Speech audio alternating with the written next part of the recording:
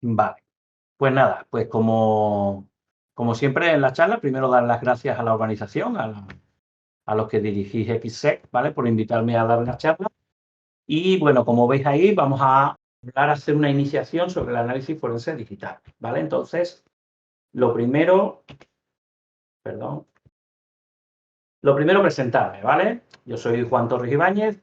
En las redes sociales se me suele conocer como ING Informático, ¿vale? Ese es el nick que suelo utilizar en todas las redes y como veis ahí, yo soy ingeniero en informática, bueno, soy español antes que nada, ¿vale? Vivo y trabajo en España y soy ingeniero en informática por la Universidad de Sevilla y estoy especializado en análisis forense, pentesting y hacking ético por la Universidad de Málaga, ¿vale? Son dos universidades españolas, concretamente de la región de Andalucía. Y bueno, digamos, a lo largo de mi carrera profesional, que ya yo llevo más de 25 o 30 años de carrera profesional, como podéis ver, ya tengo canas y soy mayorcete, pues he trabajado dentro de la informática en múltiples sectores, ¿no? Yo empecé vendiendo ordenadores y arreglando ordenadores en una tienda de informática, he sido programador, he dirigido departamentos de grandes empresas, y también he sido profesor de prácticamente de todo, ¿vale? He sido profesor de informática, para niños, adultos, he dado clases en institutos, concretamente en formación profesional de informática aquí en España y también en la universidad, ¿vale? Y últimamente, pues, soy profesor en muchos bootcamps, cursos y másteres, sobre todo online, de ciberseguridad, ¿vale? Y yo entré en el ámbito de la ciberseguridad sobre el año 2007, 2008, ¿vale? Y desde entonces, pues dentro de la ciberseguridad, aparte de ser profesor de ciberseguridad, sobre todo de hacking ético y de análisis forense, pues he participado en multitud de casos judiciales, ¿vale? Como analista forense o, como decimos aquí en España, como perito judicial informático. Y de eso es lo que vamos a hablar hoy, ¿vale? Aparte de eso, os he puesto ahí que soy administrador del grupo de LinkedIn Ciberseguridad en Español, que aquí tenéis el enlace y un QR por si queréis entrar. Os animo a que entréis en ese grupo. Ahí lo que hacemos es compartir información sobre ciberseguridad, intentando traducir, porque muchas veces la información que hay en las redes está en inglés, intentamos que esté en español, en castellano, y bueno, os animo a que estéis por ahí, ¿vale? Pues bueno, una vez que me conocéis, vamos a ver de qué vamos a hablar, ¿vale? Bueno, se me olvidaba que, bueno, que aparte de todo lo que he dicho antes, últimamente soy también escritor, ¿vale? He escrito ese libro que veis ahí, que se llama igual que la charla que vamos a ver hoy. Y bueno, ya iremos hablando a lo largo de las charlas de este libro, ¿vale? Que se ha publicado hace muy poco. Y ya os digo que en la charla, la información que vamos a dar a usar en la charla proviene del libro, ¿vale? Más o menos, ¿vale? La parte más teórica. Y bueno, os iré hablando del libro según vayamos hablando de cada una de las cosillas, ¿vale? ¿Qué veremos en la charla o cuál es mi intención? Fijaros, mi intención, ahí os he resumido un poquito de lo que quiero hablaros, ¿vale? Quiero hablaros de lo que son los fundamentos del análisis forense digital, hacer un poquito una introducción, qué tipos de análisis forense hay, qué fases tiene el análisis forense, qué herramientas utilizamos, cómo trabajamos los peritos judiciales y demás. Fijaros, yo desde aquí ya os aviso que esta charla no va a ser un curso, no va a ser una demo, ¿vale? De cómo funciona una herramienta o cómo podemos hacer una técnica concreta de análisis forense, sino que para mí es importante, cuando nos adentramos en el ámbito de la informática forense, del análisis forense digital, tener una serie de conceptos un poco teóricos, ¿vale? No del todo teóricos, pero sí un poco teóricos, entenderlos bien, ¿vale? Y yo echo de menos por internet y a nivel de libros y demás, tanto en castellano como en inglés, que muchas veces encontramos información específica de cómo utilizar una herramienta, de cómo hacer una técnica concreta, cómo analizar un log, cómo analizar una cabecera de correo electrónico, pero la parte de introducción, de saber un poquito qué es el análisis forense y a qué nos enfrentamos, pues hay un poco de déficit, ¿no? A raíz de eso es por lo que yo he publicado mi libro, ¿vale? Es un libro, ya os digo, es una introducción, algo parecido a lo que vamos a ver en las charlas.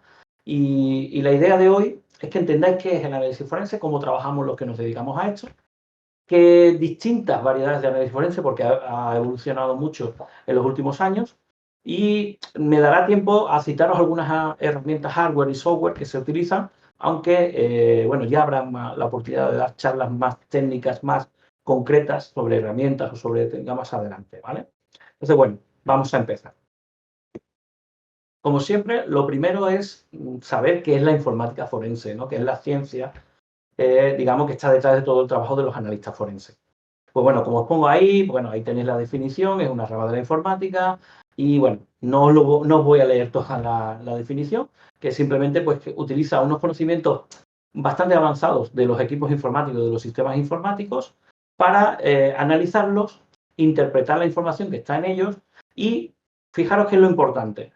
La informática forense sirve para formular y validar una hipótesis, ¿vale? Entonces, lo primero que tenéis que entender es que la informática forense no es solo saber mucho de informática, no es ser, por ejemplo, como un administrador de sistemas que tiene un conocimiento de los sistemas operativos bastante profundo, ni ser un programador, sino el analista forense tiene que tener esos conocimientos, como los del administrador de sistemas, conocer los sistemas y los equipos informáticos muy profundamente, pero lo importante es que lo que busque dentro de ellos debe servir para validar una hipótesis, ¿vale? Y esta hipótesis es decir, ¿para qué se ha utilizado este sistema informático? ¿Vale? Y el analista forense va a tener que buscar evidencia dentro del sistema para determinar qué ha ocurrido con el sistema en el mundo real. Algo que seguramente repetiré hoy. Digamos, el forense tiene que relacionar el mundo informático, el mundo tecnológico, lo que hay dentro del sistema informático, con lo que ha ocurrido en el mundo real, ¿vale? Y bueno, al análisis que realizamos utilizando informática forense, pues normalmente le llamamos análisis forense informático o análisis forense digital, digital forensics en inglés, ¿vale? Ahí os pongo abajo un inciso, y es que cuando realizamos una investigación tecnológica, aparte de utilizar técnicas de análisis forense, también se utilizan otras técnicas, ¿no? Como, o sea, se suele añadir investigación en fuentes abiertas, lo que sería OSINT, entrevistas a personas o investigación a través de personas, lo que sería UMINT, etcétera. Es decir, que realmente no toda investigación tecnológica es específicamente análisis forense, sino que se utilizan distintas técnicas, ¿vale? Hay compañeros que consideran que todo eso es forense. Yo diría que el análisis forense muchas veces lo complementamos con otras técnicas, sobre todo de búsquedas en Internet, ¿no? Y técnicas como el OSINT, ¿no? Bien, lo que os decía antes, el mundo real. Para los analistas forenses es tan importante el mundo real como el mundo tecnológico, ¿no? Digamos el mundo virtual o lo que hay almacenado en los sistemas que tenemos que analizar. ¿Por qué? Porque al analista forense lo que se le exige es que responda a una serie de cuestiones. Y ahí os pongo algunas, ¿no? Al analista forense se le va a exigir que diga qué ha ocurrido. Y cuando diga qué ha ocurrido, no basta con decir que dentro de un ordenador concreto, por ejemplo, hay cierta información. No. El analista forense debe de interpretar qué implica esa información que ha encontrado en el mundo real. Es decir, que debe demostrar lo que ha ocurrido mostrando los efectos de lo que ha encontrado sobre el mundo real. ¿Vale? Otra cosa que se le suele preguntar es quién llevó a cabo los hechos. ¿Vale? Y claro, desde un punto de vista tecnológico, lo fácil es, a lo mejor, identificar el dispositivo o el software o la cuenta de usuario utilizada o desde qué dirección MAC o IP se ha hecho algo, ¿no? Pero es que el analista forense está prácticamente obligado a determinar qué persona es la que llevó a cabo los hechos. Con lo cual, esas informaciones tecnológicas, identificación del dispositivo o cuenta o dirección IP, etcétera, debemos relacionarla con personas. ¿Vale? Es decir, el juez, si estamos hablando de análisis forense judicial, necesita saber qué persona y no qué ordenador fue el que realizó los hechos, ¿vale? Después, pues es muy importante para el analista forense saber cuándo sucedieron los hechos. Para nosotros las fechas y horas en las que sucedieron las cosas son muy importantes. Nos van a preguntar dónde sucedieron y cuando nos dicen dónde, el dónde se refiere tanto a qué dispositivos se utilizaron o qué redes, pero también si podemos relacionar con un lugar geográfico, ¿vale?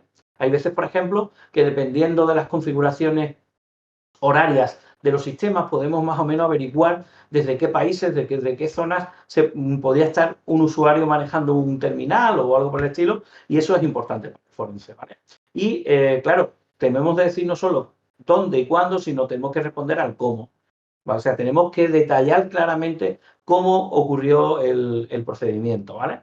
Incluso hay veces, ya que siempre esta pregunta es la más, tenemos que llegar muchas veces al por qué, ¿no? Aunque eso muchas veces es muy complicado ver las motivaciones. Bien, para empezar a entender el trabajo de un analista forense, hay 2 o 3 conceptos, no exactamente definiciones, pero sí conceptos que me gusta dejar claro, ¿no? Y cuando doy clases, siempre es por donde suelo empezar.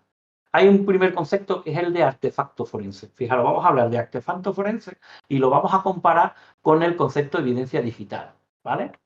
El concepto de artefacto forense, fijaros, dentro de un ordenador, de un sistema operativo, de un software, el analista forense con su experiencia encuentra que hay determinados lugares donde podemos encontrar información relevante, ¿vale? Por ejemplo, en un ordenador con sistema operativo Windows, sabemos que dentro del sistema está el registro de Windows, que es una especie de base de datos que almacena el sistema operativo, donde hay gran cantidad de información relevante, ¿vale? Infinita información relevante, diría yo, ¿no? Entonces, el saber dentro del registro de Windows qué claves obtienen determinada información, por ejemplo, podemos encontrar una clave que nos diga, por ejemplo, cuál es la zona horaria en la que está configurado el sistema operativo o cualquier otro aspecto de este tipo, el forense sabe que siempre que se encuentre con un dispositivo que tiene Windows, puede ir a esa clave del registro de Windows a obtener información. Pues ese lugar conocido de antemano, donde sabemos que vamos a encontrar información relevante, es un artefacto forense, ¿vale? Es lo que denominamos los analistas un artefacto forense. Pero no es exactamente una evidencia digital. El artefacto es el lugar, ¿vale? Pero no siempre lo que encontremos en el artefacto va a ser relevante para nuestro caso, ¿vale? Es decir, la información que está dentro del artefacto, si es relevante para nuestro caso, es lo que se convertirá en una evidencia digital, ¿vale? Es decir, debemos saber distinguir que artefacto es prácticamente el lugar donde buscar y la evidencia digital será el contenido del artefacto siempre y cuando sea relevante para el caso. Y además, la evidencia digital tiene un componente judicial y legal importante que hace que la evidencia digital solo sea realmente evidencia. O sea, una cosa es un dato digital y otra una evidencia. La evidencia solo es si la manera en que la hemos manejado es válida legalmente para ser utilizada en un juicio. Es decir, que a la hora de almacenar, de manipular los datos que hemos obtenido de los artefactos forenses, de esos contenedores que son los artefactos, la manera en que lo manejemos será importante para ser o no admitida en juicio, ¿vale? Entonces, a estas alturas, lo primero que quiero que os quede claro es ese concepto. Artefacto forense, un contenedor, un lugar dentro de un sistema informático donde sabemos que vamos a encontrar información relevante y, por lo tanto, un buen analista forense debe conocer centenares, miles, todos los artefactos que le sean posibles. Y la evidencia digital, el contenido de esos contenedores, de esos artefactos, siempre y cuando sean relevantes para el caso y manejándolo de una manera especial para que sean admisibles en un juicio, ¿vale? Bien, otro concepto teórico que es importante y que vamos a tratar más adelante y que creo que os quede claro, ¿vale? La cadena de custodia. No voy a parar mucho ahora porque lo vamos a hablar más adelante, pero la cadena de custodia es algo que la mayoría de vosotros, si ha visto alguna vez una serie de televisión, una película policíaca o de juicios, pues habrá escuchado hablar del tema, ¿no? Es decir, dice, bueno, pues esta prueba es invalidada porque se ha roto la cadena de custodia, ¿no? Eso es muy habitual. Y cuando lo vemos en televisión normalmente es pues porque alguna prueba evidente, no sé, imaginaros el arma del crimen, ¿no? Pues si de pronto el juez no la acepta porque no se sabe dónde ha estado guardada y no se puede certificar que realmente el arma que se presenta en el juicio es exactamente la misma que se encontró en el lugar del crimen, ¿no? Dentro del análisis forense digital, la cadena de custodia es un poco diferente. Es más o menos lo mismo, pero con el componente tecnológico.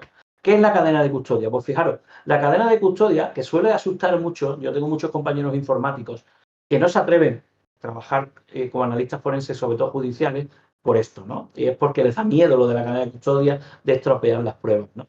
Fijaros, la cadena de custodia implica que los datos que tú estás manejando, las evidencias digitales que hemos hablado antes, que tú estás manejando en caso de tener que presentarlas en un juicio, deben ser manejadas de una manera determinada. Y hay 2 conceptos fundamentales, el registro y la preservación, ¿vale? El registro quiere decir que cada vez que tú tienes un dato relevante para el caso, debe de quedar registrado las personas que tienen acceso a ese dato, ¿vale? Eso quiere decir que, por ejemplo, yo voy a hacer una actuación pericial, voy a un lugar, extraigo el disco duro de un ordenador que tengo que analizar, pues desde ese preciso instante empiezo a rellenar formularios y documentación en la que queda registrado las características y la identificación del ordenador al que yo le extraigo el disco, identifico con los números de serie y demás el disco que estoy cogiendo. Si yo me lo llevo, pues queda registrado que soy yo quien me lo llevo. Si yo se lo tengo que pasar a un compañero para que lo analice, tiene que quedar registrado que quién tiene acceso en todo momento a esa evidencia, ¿vale? O a esa información, porque no siempre todo es evidencia. Y el segundo concepto es el de preservación. Es decir, debemos de tomar todas las medidas necesarias para asegurar que esa evidencia no pueda ser alterada ni manipulada desde el momento que se obtenga hasta el momento en que sea utilizada en juicio, ¿vale? Eso, ¿cómo lo hacemos? Pues en informática tenemos la suerte de que podemos utilizar el concepto de funciones hash o de firmas digitales, más o menos lo mismo. Es decir, si tú lo que obtienes es información digital, hay manera de obtener lo veremos un poquito más adelante, si nos da tiempo, o sea, crear una firma digital sobre los datos que hemos obtenido, de manera que podamos comprobar en todo momento que el dato es una copia idéntica al original. Es decir, yo puedo coger un fichero de un ordenador, calcularle la función hash o la firma digital, obtenemos una clave, una cadena de caracteres, ¿vale? Y yo dentro de X tiempo, dentro de unos años, en otro momento, puedo pasarle una copia de esos datos a un tercero y si ese tercero vuelve a comprobar la función hash, utilizando el mismo algoritmo que yo haya utilizado, deberá de obtener el mismo hash o la misma firma digital que utilicé yo al principio. Si esto es así, se estará asegurando de que los datos de la evidencia no han sido manipulados desde que yo la adquirí hasta ese momento. Si por muy poco variase el hash resultante, pues ya no habría, digamos, esa evidencia ya no valdría, porque no habríamos mantenido la cadena de custodia, ¿vale? Pero preservar la evidencia muchas veces es algo más, porque la evidencia puede ser algo hardware, algo físico, por ejemplo, un disco duro. Pues preservar la evidencia puede significar meter el disco duro dentro de un sobre sellado y almacenarlo bajo llave y certificar que todo el tiempo ha sido almacenado bajo llave y que nadie ha podido entrar en mi despacho y manipular ese disco duro. O presentarlo ante notario, es decir, guardarlo digamos, bajo la custodia de un tercero que certifique que realmente nadie lo ha modificado, ¿vale? Entonces, como os digo, la cadena de custodia se basa en esos dos conceptos, que quede registrado y documentado quién tiene acceso siempre a las evidencias y que queden preservadas. Fijaros, ahí os pongo otro caso muy habitual que son los dispositivos móviles, ¿vale? Hoy en día, en muchos de los casos, tenemos que analizar un smartphone, una tablet, un dispositivo, digamos, electrónico, bueno, como un smartphone, ¿no? Entonces, ¿qué ocurre? Desde que nos den el dispositivo, un smartphone o una tablet, lo que sea, como ese dispositivo se puede comunicar con el exterior, tenemos un problema y es que nos dan un dispositivo, pero a lo mejor antes o durante el análisis alguien se podría conectar remotamente a ese dispositivo y alterar la información que tiene, ¿vale? Entonces, ¿cómo podemos protegerlo, no? Hay gente que dice, bueno, apagamos el dispositivo, ¿no? Pero el mero hecho de apagar el dispositivo ya implicaría que nosotros estamos modificando el dispositivo. Ejemplo. También nos dicen, bueno, ponlo en modo avión. Si lo ponemos en modo avión, ya no podrá haber comunicación con el exterior. De nuevo estamos nosotros manipulando el dispositivo. Muchas veces lo más sencillo es meterlo en lo que se llama una bolsa de Faraday, que es un sobre especial preparado para que no puedan atravesarlo las señales electromagnéticas y nosotros ese dispositivo lo metemos dentro de esa bolsa de Faraday y nadie va a poder comunicarse con él desde el exterior ni poder manipularlo, ¿vale? Fijaros hasta qué detalle va este tema de la preservación de las evidencias y de la cadena de custodia. Y este tipo de temas son importantes en los juicios porque siempre las evidencias que aportemos en un juicio, la parte contraria las va a poner en duda y una de las cosas que más va a poner en duda es la cadena de custodia, ¿vale? Entonces, no es que sea complicado, no debemos de asustarnos por la cadena de custodia, pero sí debemos de leer sobre estos temas y saber hacer las cosas bien, de manera que, digamos, no solo estén bien hechas tecnológicamente, sino que sean aceptables desde el punto de vista legal. Vale. Una vez que hemos concretado estos puntos, estos conceptos, ahora ya vamos a hablar un poco de los tipos de análisis forense digital que yo creo que hay, ¿no? Fijaros, lo primero lo que podemos distinguir entre distintos tipos de análisis forense digital, y esto es lo más habitual que podéis encontrar por Internet, es dependiendo del sistema informático que vamos a analizar. Es decir, Si vamos a analizar, por ejemplo, un equipo con sistema operativo Windows, pues podríamos hablar de análisis forense de Windows. Si vamos a analizar un sistema con sistema operativo Mac, pues podríamos hablar de análisis forense digital de Mac, ¿vale? Lo mismo con Android o, por ejemplo, análisis forense de smartphones, ¿vale? Y si habéis visto por internet la mayor parte de los libros, de los cursos y de la información que se publica, suele ser concreta en ese aspecto. Es decir, suele hablar del análisis forense digital de un tipo de sistema operativo, o de red, o de fichero concreto, ¿vale?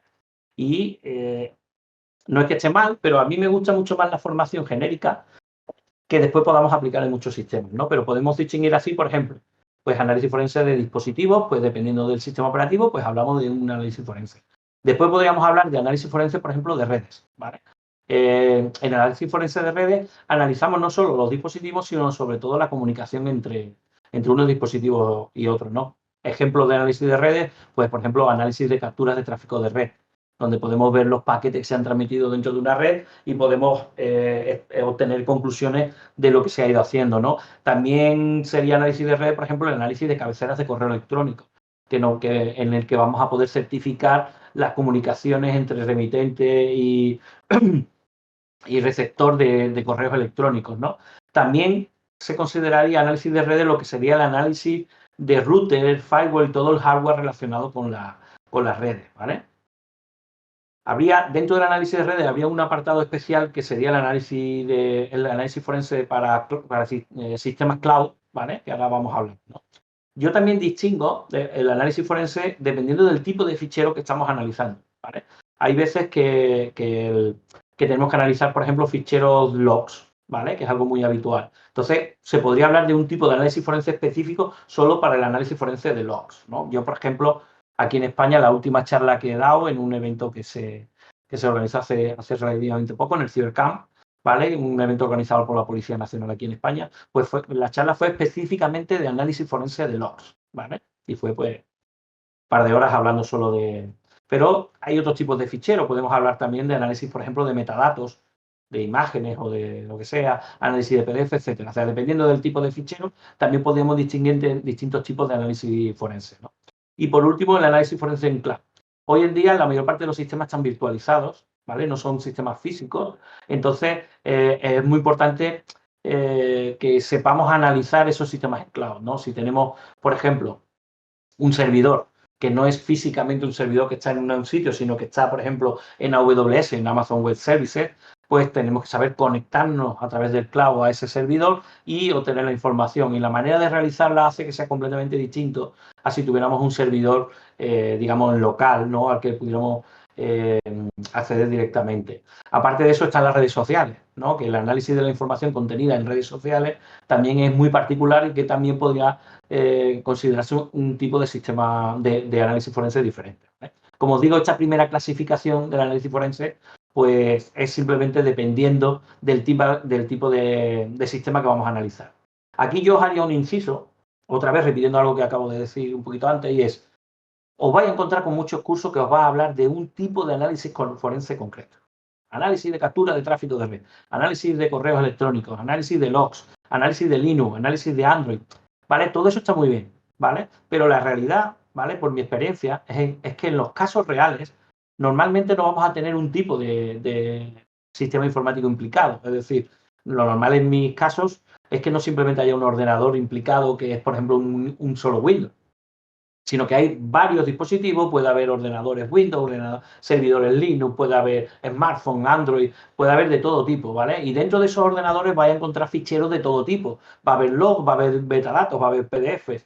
Puede que incluso no solamente haya dispositivos físicos, sino que a la vez esos dispositivos físicos estén relacionados con servidores cloud, que también, ¿no? Y habrá una red de informática. Con lo cual, en la práctica, los casos de investigación suelen incluir análisis de todos estos tipos de tipos de análisis forense que os he hablado antes, ¿vale? Por eso, el conocer solo uno o varios de estos tipos de análisis forense tan específicos, pues muchas veces no es suficiente. Por eso yo le doy mucha más importancia a conocer sobre forense un poco más genérico, un poco más abstracto, saber cómo actuar, porque nos vamos a encontrar en los casos todo tipo de sistemas y por mucho que queramos saber, por ejemplo, si sabemos hacer forense bien y solo conocemos el análisis forense de Windows y nos tenemos que enfrentar a un análisis forense de Linux, pues lógicamente tendremos que documentarnos, porque los artefactos forenses están en Windows de una manera y en un lugar determinado y en Linux está en otra.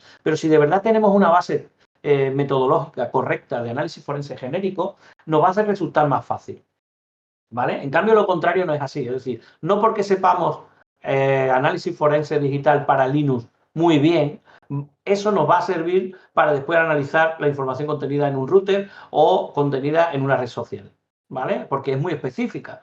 Con lo cual, el análisis específico nos sirve para una cosa específica y en cambio el genérico nos sirve para otra, ¿vale? Bien, después de esta primera clasificación, ¿vale? Tenemos otra clasificación que a mí me gusta mucho, que es dividir el análisis forense en función de los objetivos del análisis, ¿vale? Y yo distingo en tres tipos, ¿vale? El análisis forense que yo denomino clásico o forense pericial, y es el análisis forense que a todo el mundo nos viene a la cabeza, y es análisis forense para un juicio, que se hace para ayudando o enfrente de la policía para un juicio. Pero es que hoy en día también hay otro concepto importante en el que se utiliza análisis forense, que es la respuesta a incidentes, que vamos a hablarlo después.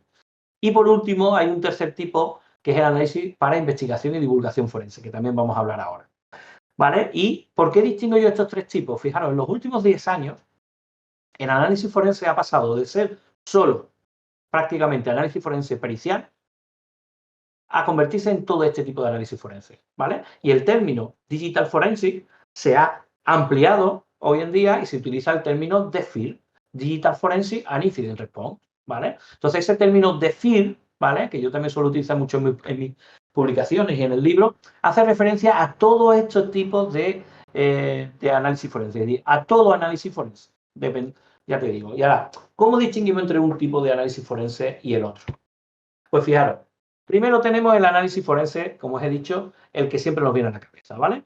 Que es ese análisis forense que se realiza en el que se utiliza la informática forense para identificar, asegurar, analizar, extraer y presentar pruebas electrónicas para poder utilizarlas en un procedimiento judicial, ¿vale? Ahí viene lo importante, es decir, forense pericial quiere decir que se va a utilizar en un juicio, ¿vale? Le llamamos pericial porque al informe que realizamos los analistas forenses para el juicio le llamamos, en España por lo menos se le llama un informe pericial, ¿vale? Pues entonces ya digo que este es el primer tipo, ya os digo que es el más habitual o al que todo el mundo le viene a la cabeza. Y tiene unas características concretas, ¿vale? Fijaros, en España, concretamente, el análisis forense pericial solo lo puede realizar la policía. Sí, aquí en España tenemos distintas policías, la Policía Nacional, la Guardia Civil, las policías autonómicas, etcétera. Pues solamente la policía o los peritos judiciales pueden realizar de verdad análisis forense pericial, ¿vale? ¿Y qué son los peritos judiciales? Pues fijaros, los peritos judiciales son analistas forenses con unas características específicas. Ahí os pongo, ¿vale? Los peritos judiciales, lo primero que diferencia a un analista forense en general de un perito judicial es que el perito judicial siempre trabaja apoyando a la administración de justicia, ¿vale? Es decir, son nombrados por un tribunal o contratados por una de las partes que participan en el juicio, ¿vale? Pero se les exige una serie de características y la más importante es la imparcialidad. Es decir, el perito judicial no trabaja para su cliente, sino que trabaja para la justicia. Eso quiere decir que cuando un perito judicial está trabajando en un caso, cuando yo estoy trabajando en un caso, aunque cuando yo haga el análisis y obtenga unas conclusiones, aunque esas conclusiones vayan en contra de mi cliente, de la persona que me ha contratado a mí, yo estoy obligado a presentar esas conclusiones, ¿vale? Es decir, que mi trabajo puede llegar a perjudicar a la persona que me contrata, ¿vale? Y además se me exige una serie de características para que el tribunal confíe en mí como perito judicial, ¿vale? Entonces, eso implica imparcialidad. Por ejemplo, en España, las personas que participan como peritos judiciales no pueden ser empleados de la empresa implicada en el caso, por ejemplo, ¿vale? A una empresa, imaginaros que a una empresa se la demanda por algo, pues un trabajador de la empresa no puede ejercer como perito judicial, porque se considera que al ser empleado, asalariado de esa empresa, ya no va a ser imparcial, ¿vale? Pero es que aparte, al perito judicial el tribunal le suele exigir una formación académica, unos títulos, una experiencia, o estar colegiado en un colegio profesional, etcétera, para certificar que sus conocimientos de verdad son suficientes como para que el juez confíe en él, ¿vale? Y aparte de eso, pues se le exige al perito judicial, aparte de conocimientos informáticos y de informática forense, unos conocimientos legales suficientes para poder actuar sin meter la pata, entre comillas, a la hora de trabajar, ¿vale? Como os he dicho antes, esos conceptos de cadena de custodia, de preservación de evidencia, etcétera, pues se le exige al perito judicial que los utilice, no a todos los analistas forenses, ahora vamos a ver que no a todos, ¿vale?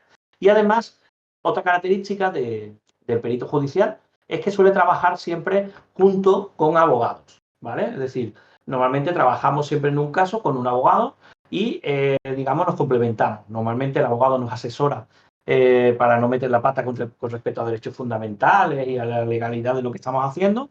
Y a la vez nosotros ayudamos al abogado con los conocimientos tecnológicos, ¿vale? Bien, otra cosa importante para los peritos judiciales cuando estamos haciendo análisis forense eh, para juicios es que lo que hagamos, fijaros, lo que hagamos tiene que ser reproducible y debemos de utilizar procedimientos estándar, ¿vale? ¿Eso qué quiere decir? Que no podemos inventarnos nada. Es decir, a la hora de trabajar como forense para un juicio, es importante que si alguien quiere supervisar o evaluar nuestro trabajo en el futuro, pues puedas repetir todo lo que hemos hecho nosotros en el análisis y obtener las mismas conclusiones. Y además, las cosas que hagamos, expliquemos por qué las hacemos, ¿no? Entonces, para hacer eso existen unas metodologías, ¿vale? Unas guías metodológicas internacionales, ¿no? Ahí os he puesto la ISO 27037-2016, marca una serie de directrices sobre cómo debemos de identificar, recoger, adquirir y preservar las evidencias electrónicas, ¿vale? Estas directrices, esta guía, digamos, de 2016, pues es una actualización de esa misma guía que había en 2012 y, a su vez, esta era una actualización de una RFC, la 3227, que era muy utilizada hasta entonces, ¿vale? Esta metodología, ahí tenéis el enlace de donde la podéis obtener. Esta metodología os va a dar muchísima información sobre cómo manejar evidencias digitales, cómo debéis adquirir esas evidencias, etcétera. Y es importante porque si cuando trabajáis como peritos judiciales utilizáis esta guía y alguien os pregunta por qué habéis hecho algo, el hecho de haberlo hecho como indica en esta guía os da un extra de que estáis trabajando de manera estándar y con una vigencia internacional, ¿vale?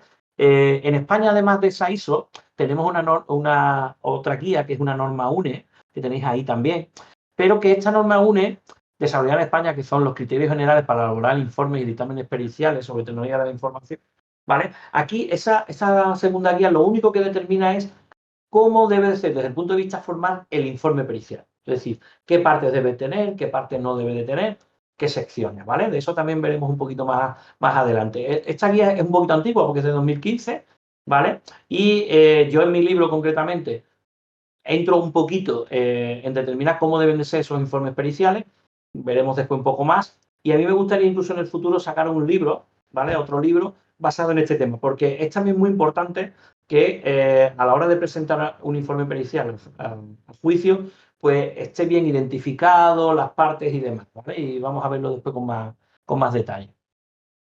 Pero claro, como os decía antes, a día de hoy no solo existe análisis forense para juicios. ¿Por qué? Porque ha aparecido otra cosa, que son los ciberincidentes. Que hasta hace relativamente poco, pues no teníamos tantos ciberincidentes, ¿vale? Y para analizar los ciberincidentes, también utilizamos informática forense, ¿vale? Entonces, aparece un segundo tipo de informática forense que es aquella informática forense que utilizamos para responder a los incidentes, ¿vale? ¿Y qué diferencias hay? Fijaros, ya ahí en las fotos podemos ver alguna diferencia. Fijaros, cuando hemos puesto aquí la foto hemos dicho, he puesto ahí una foto de un juicio, unos jueces, hay un tribunal y un informe pericial. Y en cambio, cuando vamos de respuesta a incidente, la cosa cambia. Ahí veis una persona en una oficina corriendo porque hay una emergencia y vemos ahí un concepto que es el CSIR, o es el equipo de respuesta a incidentes, ¿vale? ¿Qué ocurre? La situación no es la misma. No es lo mismo cuando estamos trabajando en un juicio, en un caso legal, que cuando lo que tenemos es una empresa que de pronto tiene un incidente que debe de resolver, ¿vale? Pero la base tecnológica es la misma. Es decir, para poder investigar qué está ocurriendo en un ciberincidente, utilizamos las mismas técnicas y muchas veces las herramientas similares que cuando estamos analizando un sistema para un juicio, ¿vale? Estamos haciendo también informática forense. Lo que ocurre es que los objetivos del análisis son diferentes. Fijaros, cuando estamos en una respuesta a incidente, los objetivos son identificar, contener, erradicar y recuperar un incidente de seguridad.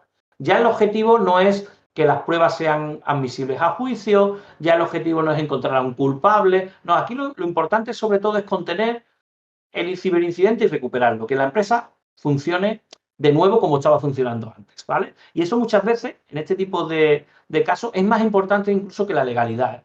No quiere decir que actuemos ilegalmente, sino que muchas veces estamos dispuestos a ceder el no poder saber ni siquiera quién fue el responsable del incidente a cambio de que el sistema funcione. ¿Por qué? Porque muchas veces, cuando estamos en respuesta ante incidentes y vamos contra el reloj, no tenemos tiempo de hacer las cosas de lo más legal posible. Si no hemos obtenido las evidencias de la manera más legal posible, después, si al final del incidente determinamos o creemos saber quién es el culpable y no hemos seguido los procedimientos de los que hemos hablado antes, pues a lo mejor después no vamos a poder condenarlo porque no vamos a tener pruebas válidas, ¿vale? Y eso será un problema, pero muchas veces cuando hablamos de respuesta a incidentes, eso no es lo más importante, ¿vale? Fijaros, cuando yo hablo de análisis forense para respuesta a incidentes, me gusta aclarar que una cosa es eso y otra cosa la gestión de incidentes. Es decir, ahí tenéis un esquema en el que vemos todas las fases que hay dentro de la gestión de un incidente, de un ciberincidente. Y no todas las fases son análisis forense, ¿vale?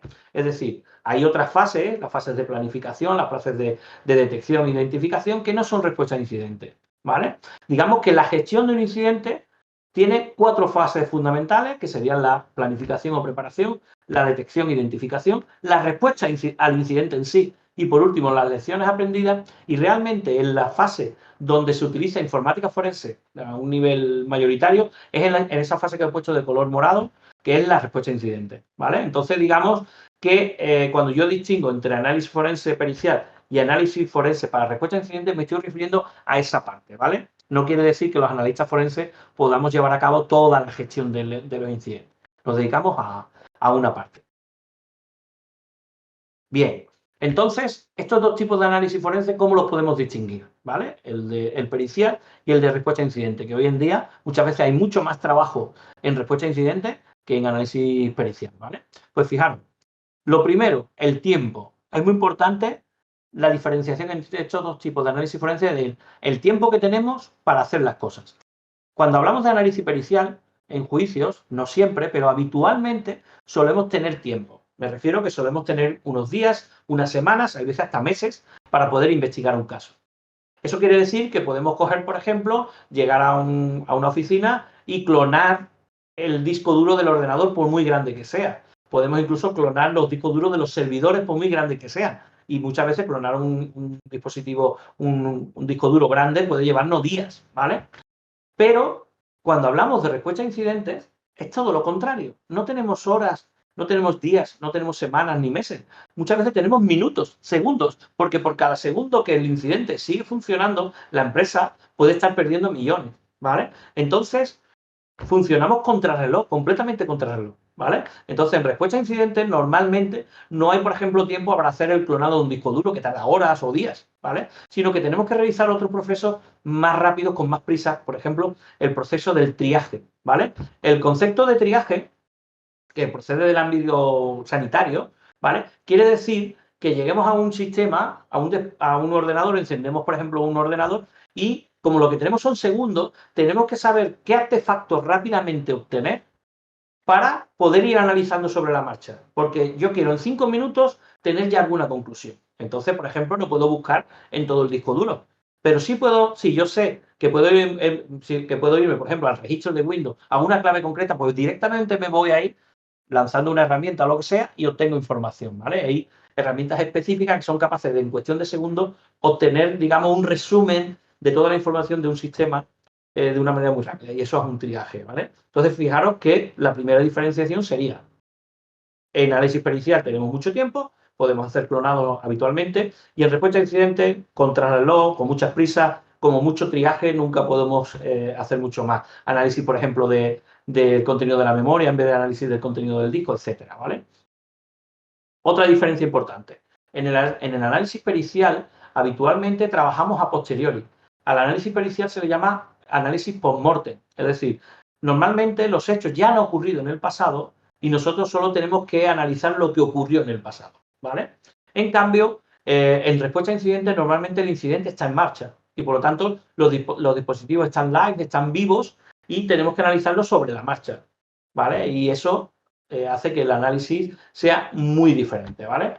Eso también implica lo siguiente, y es que normalmente en análisis pericial podemos trabajar con equipos apagados. Podemos apagar los equipos, extraerle los discos duros, hacer un análisis más profundo. Y en cambio, en respuesta a incidentes tenemos muchas veces servidores funcionando, además funcionando de verdad, digamos, para una empresa que no pueden pararlo, no se pueden apagar o no tenemos tiempo para hacerlo porque perderíamos evidencias, etcétera, ¿vale? Entonces, también la manera de funcionar es muy distinta. Como hemos dicho antes, el análisis pericial, dependiendo de la legislación de cada país, lo podrá hacer solo la policía o, en todo caso, peritos judiciales. No cualquiera puede hacer un análisis. Por ejemplo, yo he tenido, o sea, no se me ha dado el caso, pero sí conozco compañeros. Imaginaros que a mí me dan un ordenador para analizarlo y cuando lo estoy analizando encuentro información, por ejemplo, de pornografía infantil, ¿vale? Si yo me encuentro ese tipo de datos dentro de un ordenador que estoy investigando, yo no tengo capacidad legal para analizar yo esos posibles delitos de pornografía infantil que se están produciendo, sino que estoy obligado a llevar ese ordenador que ha llegado a mis manos y ponerlo en manos de la policía para que ellos investiguen. Y en España, ese tipo de delitos penales deben de ser investigados directamente por la policía, ¿vale? Y eso son limitaciones importantes dependiendo del ámbito legal, ¿vale? Y cuando hablamos, en cambio, de respuesta a incidentes, no estamos hablando de la policía, sino que hablamos de los CER, de los CSIR, de los equipos de respuesta a incidentes, ¿vale? Los equipos de respuesta a incidentes sí suelen ser personal de la empresa o contratados por la empresa, pueden ser externos de una empresa, digamos, proveedora, pero contratados por la empresa y trabajan para la empresa. Ahí no tenemos, en respuesta a incidentes, no tenemos la connotación de que pueden llegar a encontrar información que vaya en contra del cliente. No, no, ahí harán lo que diga la empresa, ¿vale? Y, como os he dicho hasta ahora en múltiples ocasiones, el análisis pericial, lo crítico es la validez legal, que nuestro trabajo sirva para presentarlo a un juicio, para ayudar a nuestro cliente o para que se encuentre al culpable. Y, en cambio, en respuesta a incidente, lo crítico es minimizar daños, ¿vale? Bueno, creo que hasta aquí creo que habrá quedado bastante claro esas dos variantes o tipos de análisis forense, ¿vale? Como os he dicho antes, yo añado siempre un tercer tipo, ¿vale? Que es el análisis forense dedicado a investigación o divulgación forense, ¿vale? ¿Qué es este análisis forense? Pues fijaros, en muchas ocasiones los analistas forenses no estamos trabajando en ningún caso concreto o incluso aunque trabajemos en un caso concreto, no estamos pensando solo en este caso, sino que estamos pensando en que el trabajo que estamos haciendo sirva para otros casos, ¿vale? Es decir, yo, por ejemplo, yo no soy analista forense a tiempo completo, yo tengo otras ocupaciones, soy profesor y trabajo en otros temas, y hay veces que me enfrento a casos forenses sin que nadie me haya contratado, ¿vale? Sino que yo analizo un tipo de sistema, obtengo una serie de información que le va a servir a otros analistas forenses en sus propios casos, ¿no? Y os pongo un ejemplo muy claro. Hubo un compañero, un policía, amigo, ¿vale? Que se enfrentaba a un caso en el que se había utilizado el software AnyDesk, que si sabéis es un software digamos, de escritorio remoto, en el que te puedes conectar remotamente a otro equipo y manejarlo y tal. Bueno, pues resulta que se había utilizado en un caso AnyDesk para realizar una serie de delitos, ¿vale? Este policía pues no manejaba muy bien AnyDesk y no sabía muy bien cómo obtener información, ¿no? Entonces me llamó y me dijo, mira, Juan, que me he encontrado con este tema, ¿tú puedes orientarme sobre cómo puedo encontrar artefactos forenses dentro de AnyDesk para saber qué conexiones ha habido, qué usuarios han estado implicados y demás? ¿Y yo qué hice? Yo no recibí información de ese caso para nada. Yo simplemente me monté una serie de máquinas virtuales en mi laboratorio, instalé distintas versiones de AnyDesk en distintos sistemas operativos, las utilicé, las analicé como si fuera un caso normal y determiné los artefactos forenses que para esas versiones de AnyDesk eran relevantes. O sea, en donde había ficheros logs de AnyDesk, dentro de esos ficheros logs donde se almacenaban las distintas IP relacionadas, los usuarios que había, las acciones que se habían realizado. Y con todo eso hice un informe. Ese informe no era un informe pericial, era una especie de manual de cómo realizar análisis forense para casos en los que se haya utilizado ENIDES. Yo esa información se la pasé a este policía amigo, la utilizó, me dio mucho las gracias, me dio que había resuelto su caso perfectamente, pero es que después yo esa información la publiqué en Internet, ¿vale? Y yo lo publiqué con un artículo en Internet. Quiero recordar que yo por aquí, ahí por ejemplo, os tengo el enlace y ahí tenéis el QR para acceder, sobre el artículo en el que yo hablé de esa investigación. Bueno, pues esa investigación me consta que ha sido utilizada por compañeros forenses en múltiples casos, porque ya ellos cuando se han encontrado en un caso en el que se ha utilizado ENIDES, no han tenido ellos que comerse el coco desde cero de dónde buscar los artefactos, sino que se han ido a mi artículo, lo han investigado, lo han leído y ya saben dónde buscar esos artefactos, ¿vale? Incluso me consta que hay herramientas de triaje, como os he dicho antes, herramientas que son capaces de obtener en minutos información sobre lo que hay en un equipo, que han utilizado mi investigación sobre ENIDES para buscar información sobre ENIDES. Es decir, esas herramientas ahora, cuando tú le dices que hagan el triaje, pues uno de los apartados que te da te dice información relevante encontrada en el equipo sobre ENIDES y te da el contenido de todos los artefactos. ¿De dónde ha sacado esos artefactos? ¿Cómo sabe esa herramienta de dónde sacar esos artefactos? De la investigación que yo realicé y la que han realizado otros compañeros, ¿vale? Entonces, yo siempre diferencio, ¿vale?, este tercer tipo de análisis forense, en el que el objetivo no es un caso concreto, sino que es obtener información para la comunidad, ¿vale?, compartir información. Y la veo muy importante. Fijaros, yo que soy ya bastante viejo y que llevo muchos años, el problema que hemos tenido en el ámbito de la seguridad informática, la ciberseguridad, ¿vale?, es que al principio no hemos compartido información. Es decir, el experto en seguridad informática lo que sabía se lo guardaba. Y en cambio, los ciberdelincuentes sí comparten información, ¿vale? ¿Eso qué quiere decir? Que cuando hay una vulnerabilidad se extiende para todo el mundo y cualquier ciberdelincuente va a poder utilizar la vulnerabilidad. Pero muchas veces la solución a la vulnerabilidad o la solución para un caso, los buenos, los analistas forenses, los que trabajamos en ciberseguridad, nos lo callamos. ¿Por qué? Porque si yo he utilizado esa información para resolver el problema para un cliente, el segundo cliente que quiera utilizar esa solución queremos que nos pague. Y el tercero también queremos que nos pague, ¿vale? Y lo que he aprendido, lo que yo sé, si alguien quiere que me pague por él, ¿vale? Y eso ha hecho que los ciberdelincuentes siempre nos lleven mucha ventaja, ¿vale?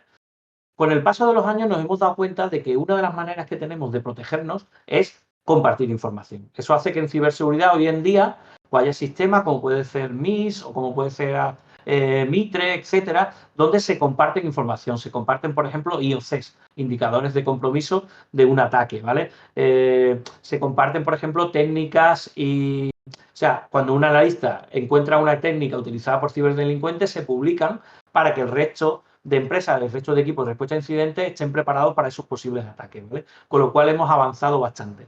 Y dentro de ese avance en el compartir información es en el que yo incluyo para los forenses este tercer tipo. Y es importante que cuando los analistas forenses conocen técnicas nuevas o artefactos nuevos, esa información la divulgamos, la compartamos, ¿vale? Yo siempre utilizo con mis alumnos y en mis clases una frase que es que cuanto más información compartamos los buenos, peor le irá a los malos, ¿vale? Y, por ejemplo, esta charla pues se inscribe dentro de ese análisis forense para investigación y divulgación, ¿no? Mi libro, por ejemplo, yo del libro no voy a hacerme millonario por el libro, sobre todo porque si cuando lo veáis en Amazon, la mayor parte del dinero se lo lleva a Amazon, ¿vale? Pero bueno, lo importante del libro es que compartamos información, ¿vale? Y yo toda la información que tengo tiendo a compartirla y a divulgar, ¿vale?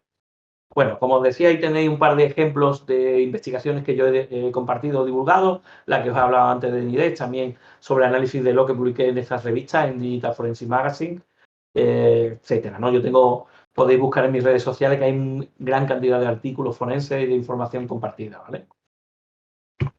Bien. ¿Qué más? Ahora vamos a hablar de las fases que tiene el trabajo del analista forense, ¿vale? ¿En qué fase se divide nuestro trabajo, ¿vale? Como siempre, yo siempre os voy a hablar primero en genérico, en la fase que tiene todo análisis forense, ya sea pericial o sea para respuesta a incidentes o para investigación, ¿vale? Al final, un analista forense siempre tiene estas tres fases, ¿vale? Tiene una primera fase de planeamiento del análisis, tiene de verdad después la fase real de análisis o investigación y finalmente tiene una fase de presentación de resultados, ¿vale? En la fase de planeamiento, ¿qué solemos hacer? Pues fijaros, cuando nos contratan para un caso forense, es muy importante una serie de cuestiones. Por ejemplo, es muy importante tener autorización, ¿no? Ahí, por ejemplo, me ha llamado alguien por teléfono, me ha dicho, mira, Juan, que es que necesito que me analices un dispositivo smartphone, ¿vale? Porque quiero ver qué ha pasado en mi dispositivo, si me lo han hackeado, si me han llegado determinados mensajes a WhatsApp, etcétera, ¿vale? Y tú quedas con esa persona, te da el dispositivo y dice, toma, analízamelo. Bueno, ¿podemos coger y analizar ese dispositivo y ya está? Pues no, ¿vale? Lo primero es que nos tiene que firmar un contrato ese cliente diciendo que nos autoriza a analizar ese dispositivo. No va a ser que después nosotros hagamos un análisis y nos denuncie diciendo que nosotros le hemos hackeado el dispositivo, ¿vale? Pero es que además nos tiene que demostrar que ese dispositivo es suyo. Porque he tenido casos en los que me ha llegado alguien y al final lo que estaba pretendiendo es que yo lo que sacara es información del smartphone de su mujer, de su novia o de su pareja o de su hermano.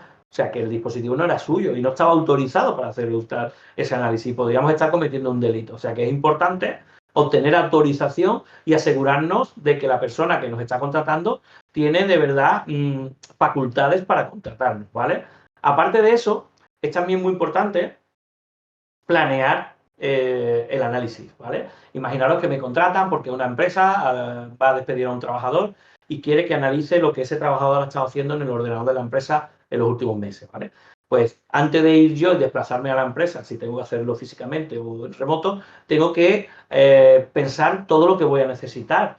Si voy a necesitar llevar un portátil, si llevar herramientas para desmontar un equipo, o herramientas software para realizar un triaje o para realizar un clonado, etcétera, ¿vale? Todo eso es planear la actuación pericial a priori, ¿vale? Y es muy importante hacerlo antes porque después cuando nos encontremos allí, pues nos puede faltar algo o no poder realizar el trabajo. Fijaros que eso llega a niveles que yo, por ejemplo, a lo largo de todos estos años, pues me he dado cuenta de cosas que nunca pensamos en ellas y que son importantes. Es importante, por ejemplo, que llevemos algún tipo de extensor eléctrico, de regleta, para poner enchufes, porque después llegamos a un sitio, tenemos que conectar muchos aparatos y no hay enchufes suficientes, ¿vale?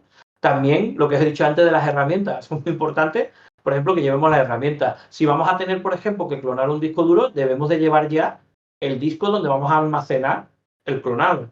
O llevar, por ejemplo, dispositivos USB para poder sacar información, ¿no? O cosas por el estilo, ¿vale?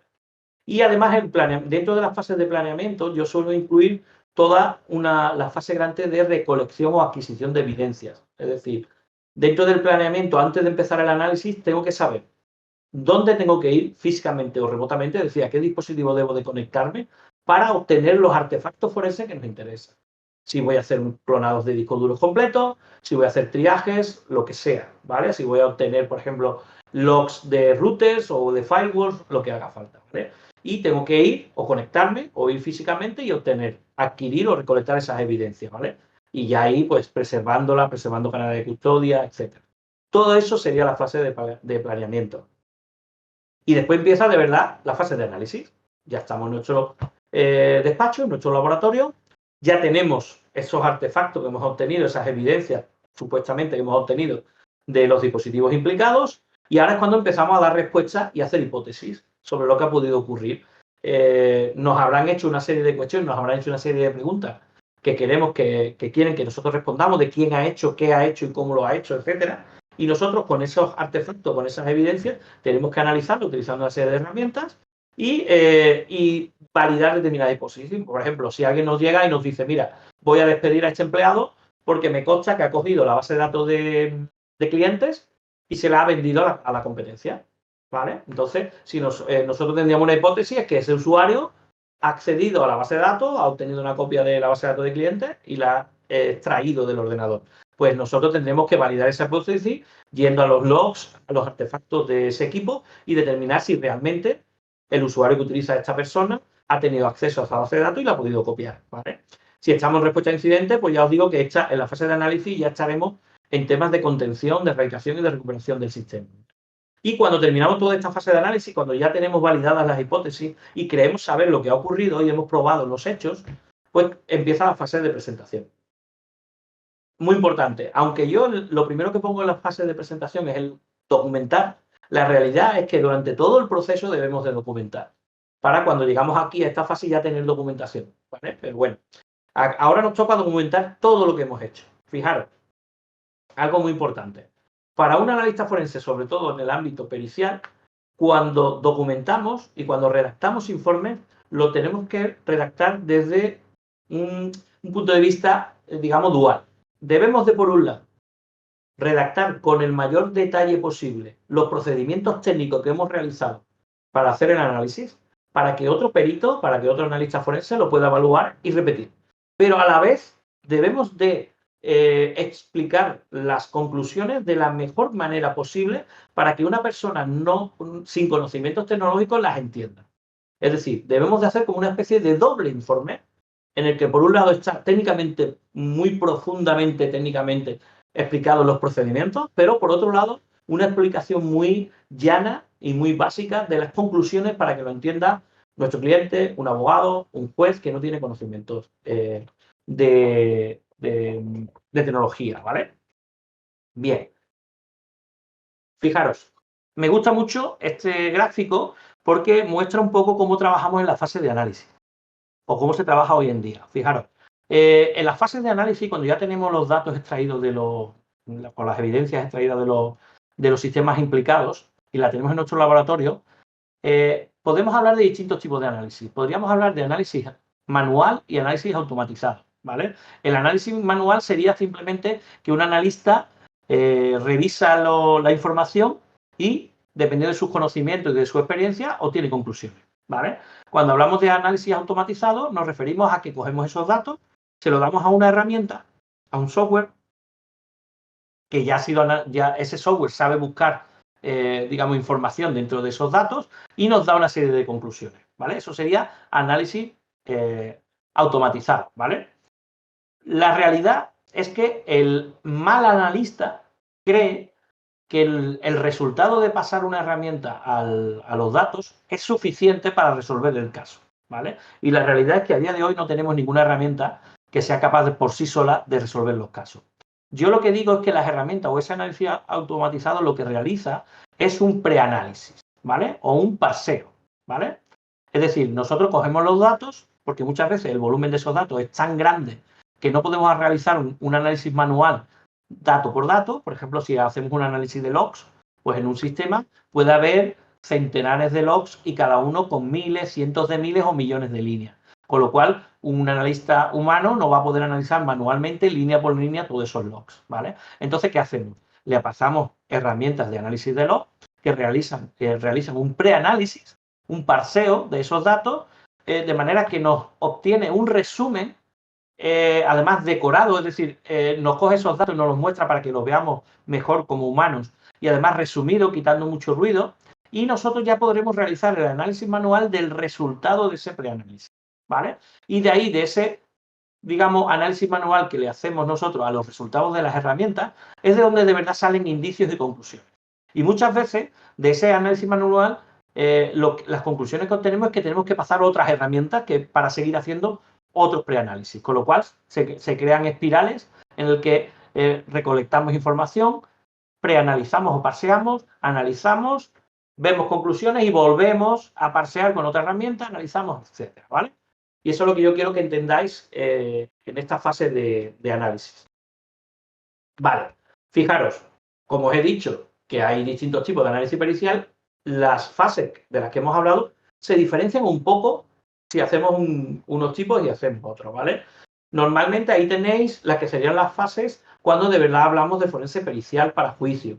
¿Qué diferencia hay? Pues lo que ya sabemos. Aquí lo importante es la validez para un juicio, con lo cual la manera de hacer la recolección de evidencias es muy diferente. Yo denomino actuaciones periciales y ahí es donde la preservación, la cadena de custodia, etcétera, es primordial, ¿vale? El análisis es algo más parecido al análisis genérico, porque análisis en el fondo es análisis siempre, y la presentación de resultados tiene también unos componentes diferentes, porque primero lo que redactemos tendrá que ser un informe pericial con unos apartados específicos, etcétera, pero es que además después tenemos obligados a ratificar ese informe ante un tribunal y seguramente a tener que declarar ante el tribunal, ratificando el informe que hemos hecho y contestando a preguntas que no puede hacer el juez o los abogados que trabajan en el caso, ¿vale? Ahí tenéis otro esquema de muchas veces en un caso pericial cómo se suele trabajar, ¿no? A mí, por ejemplo, ¿no? Pues o bien me nombra un tribunal y me llega un nombramiento, o bien me llama un cliente o un abogado diciéndome que me quiere contratar para un caso, ¿vale? Un caso judicial. Después de eso, ¿qué se hace? Pues si te ha nombrado un tribunal, tú vas hasta ese tribunal que te da información sobre el caso y te permite que aceptes o no el caso, dependiendo de la información que te ofrece. Entonces tú puedes aceptarlo, o si te crees que no estás preparado, o no tienes tiempo, o no quieres, pues no lo aceptas, ¿vale? En caso de que te haya llamado un cliente o un abogado para un caso, pues entonces te haces una entrevista con él, te explica lo que quiere hacer y tú haces un presupuesto, dependiendo de lo que tú creas que va a suponer, ¿no? Una vez que esa fase pasa, es decir, o bien te aceptan el presupuesto o bien aceptas el caso del tribunal, pues ahora ya se firma un contrato, se firma un encargo. En caso del tribunal, pues aceptas el caso, ¿vale? Y en caso de un abogado de más, pues firmas un contrato en el que se te encarga de realizar una serie de tareas, tú exiges que se te autorice para determinadas actuaciones, etcétera. O sea, se rellenan muchos papeles, eso es algo que también os digo, que al trabajar en informática forense no es solo manejar herramientas, software y tecnología, sino que hay que rellenar mucho papeleo. En mi libro tenéis ejemplos de muchas de las documentaciones que yo utilizo, documentos para identificar evidencia, documentos, por ejemplo, para mantener la cadena de custodia, etcétera. Hay muchos documentos para levantar actas de actuaciones periciales, etcétera. De todo eso tenéis en el libro ejemplos. Y una vez que todo esto está firmado y demás, ya empiezan de verdad las fases de trabajo, ¿no? Las fases de las actuaciones periciales para obtener la evidencia, las fases de análisis, la obtención de conclusiones. Y posteriormente, lo que hacéis es lo siguiente, redactáis un informe, ¿vale? O sea, si como estamos en un caso pericial, pues redactáis un informe pericial. Y ese informe pericial se lo presentáis a vuestro cliente o al tribunal, ¿vale? Entonces, una vez que se lo entregáis a vuestro cliente o al tribunal, normalmente, si es vuestro cliente, si no es el tribunal, pues el cliente decide en última instancia si lo presenta al juicio o si no, ¿vale? Fijaros, como os decía antes, hay veces que mi trabajo va en contra de mi cliente. Entonces, mi cliente puede, ya que ha visto que mi informe le perjudica, no presentarlo a juicio, ya que es él el que lo puede presentar o no, ¿vale? O sí, dependiendo. Por ejemplo, a mí me ha pasado que me llama una empresa porque dice que una de sus trabajadoras ha cometido una serie de errores y que la quieren despedir y que yo tengo que certificarlo. Y yo investigo, analizo, hago un informe provisional, se lo envío a esa empresa y le digo a esa empresa, mira, esta persona no se ha equivocado. Esta persona, lo que tú dices o lo que el director decía que había ocurrido, pues era mentira. O sea, esa persona no era responsable de lo que se le quería atribuir y, por tanto, por esto no la podéis despedir. La podéis despedir por otros temas, pero no por el error que habéis cometido, ¿vale? Pues en ese caso, por ejemplo, mi informe pericial no se utilizó para despedir a esa persona. No sé si la despidieron o no por otro motivo, pero no sirvió, ¿vale? Y por último, lo que hemos dicho, una vez que se presenta el informe pericial al juicio, tú normalmente el juez te va a exigir que vayas, que de verdad certifiques, ratifiques, que se llama, que ese informe lo has firmado tú y que estás de acuerdo con él, y después te van a llevar, te van a hacer declarar y las partes te van a hacer preguntas sobre el informe, ¿vale? Bien. Fijaros, ahí os he enumerado algunas, concretamente, de las fases de obtención de evidencia, de actuaciones periciales, de adquisición de evidencia. Es importante que entendáis cómo trabajamos, ¿vale? Cuando nosotros nos desplazamos físicamente a un lugar o en remoto, es muy importante no solo ejecutar la herramienta que queremos hacer, la técnica, sino tomar nota y documentar de todo lo que estamos haciendo. Eso quiere decir, yo llego a una empresa de la que tengo que obtener información sobre, por ejemplo, de varios ordenadores. Pues yo antes de llegar a la empresa ya estoy tomando fotos y vídeos de la fachada de la empresa, del interior de la empresa, foto del ordenador al que voy a acceder, foto de la pantalla del ordenador si está encendido, fotos de los números de serie del ordenador. Si desmonto el ordenador para tener los discos duros, pues todo eso, si puedo grabarlo o realizar fotos, lo hago, identificando siempre los números de serie de todo lo implicado, etcétera. Importante también, se redactan actas con testigos que estén presentes, ¿vale? Para que nadie pueda poner en duda de tu trabajo, sino que haya testigos de que tú realizaste de verdad lo que dices que realizaste. En España hay un concepto que es el de notario, de fedatario público, que es una persona que da fe de las cosas, y muchas veces nuestro trabajo como forenses lo realizamos delante de un notario para que él dé fe de que realmente estamos haciendo las cosas como decimos, ¿vale? Lo que os he dicho antes, firmar todo tipo de autorizaciones, tener cuidado de no, digamos, conculcar los derechos de nadie, por ejemplo, ¿no? A mí ha habido veces que me llama una empresa, me dice que analice el ordenador de un empleado y esa empresa pretende que yo me lea todos los correos electrónicos de ese empleado, y los profesionales y los personales, ¿no? Me tengo que decir, mira, en España no es legal leer los correos electrónicos de un empleado, ¿vale? ¿Eso quiere decir que no podemos leer ningún correo electrónico? No. O sea, podemos leer aquellos correos electrónicos que son profesionales. Es decir, si la empresa le ha dado una cuenta de correo electrónico corporativa al empleado y le ha avisado que esa cuenta solo puede ser utilizada para temas profesionales, podremos acceder a esa cuenta. Pero si encontramos información personal, tenemos que tener cuidado de qué información accedemos y cuál no. Como peritos imparciales, si nosotros tenemos acceso a información que consideramos que es personal, no debemos de utilizarla en el caso y simplemente saltarla, ¿vale? Normalmente los peritos forenses lo que solemos hacer es realizar filtros sobre el correo electrónico para acceder a aquellos correos que son relevantes para el caso y no ponernos a leerlo el correo de nadie, ¿vale? Bien, más cosillas. El tema del informe pericial que os he dicho antes, ¿vale? Ya os digo que en España, según la norma ENOR que os comenté antes, existe, digamos, una serie de formas en la que tiene que estar compuesto el informe pericial, o unas recomendaciones, ¿vale? Yo ahí os pongo la recomendación que yo hago en mi libro sobre sobre cómo debéis de redactar el informe pericial. Ahí tenéis una portada modelo, que aparece también en el libro, sobre cómo hago yo los informes periciales. Entonces, como mínimo en la portada, yo introduzco todos esos datos de identificación del informe, ¿no? El título, un código de referencia, quién es el destinatario del informe, los peritos actuantes, quién es el solicitante, la ubicación, el abogado, etcétera. Después deben de haber uno o varios índices y después tenéis el cuerpo del informe. Y en el cuerpo del informe ahí tenéis las que yo considero que son las secciones que no deben de faltar en un informe pericial, ¿no? Una explicación del objeto del informe, de qué vais a hacer en el informe, cuál es el alcance, es decir, qué vais a investigar y qué pretendéis, si hay algún tipo de antecedente, explicarlo y las consideraciones preliminares. Si utilizáis como referencia documentación, la tenéis que poner, indicar qué documentación de referencia. Si, por ejemplo, estáis haciéndolo todo siguiendo la norma ISO que hemos visto antes, pues la indicáis, ¿vale? Si habéis utilizado algún tipo de terminología, lo que sea, ponerla. Después, en la parte de análisis, detallar los procedimientos que habéis llevado a cabo, las herramientas que habéis utilizado, todo. Y después explicar, como os he dicho antes, las conclusiones, ¿no? Finalmente, hay una parte donde se firma el documento y se visa. Y, por último, en los anexos podéis incluir información, digamos, extra que queráis relevante. Por ejemplo, en los anexos yo muchas veces incluyo las cabeceras de los correos electrónicos que he analizado o determinadas evidencias que pueden meterse dentro de un informe, ¿no? Ya os digo que sobre este tema, en España lo que hay es esa norma UNE del 2015, no hay mucho detalle y yo en el futuro me estoy planteando la redacción de un libro en el que se detalle, digamos, parte por parte de cada una de esas secciones del informe pericial de cómo redactarlo y qué debe de haber en cada una de las partes. Ya os digo que esto está un poquito también explicado con un poquito más de información en el libro, ¿vale? Bien, y ahora, respuesta a incidentes. Análisis forense para respuesta a incidentes. Fijaros, las fases aquí, como os he dicho antes, son bastante más diferentes. Ahí os he puesto los dos esquemas, donde veis por un lado, digamos, las fases que tiene la respuesta a incidentes y las fases que hemos hablado de análisis forense genérico, ¿no?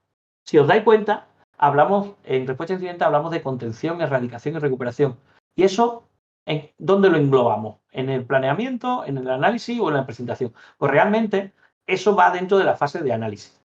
Es decir, en respuesta a incidentes, la fase de planeamiento es más liviana porque en la gestión del incidente ya tendrá una fase de planeamiento más grande, ¿vale? Es decir, hay más personas que ya están realizando el planeamiento del incidente.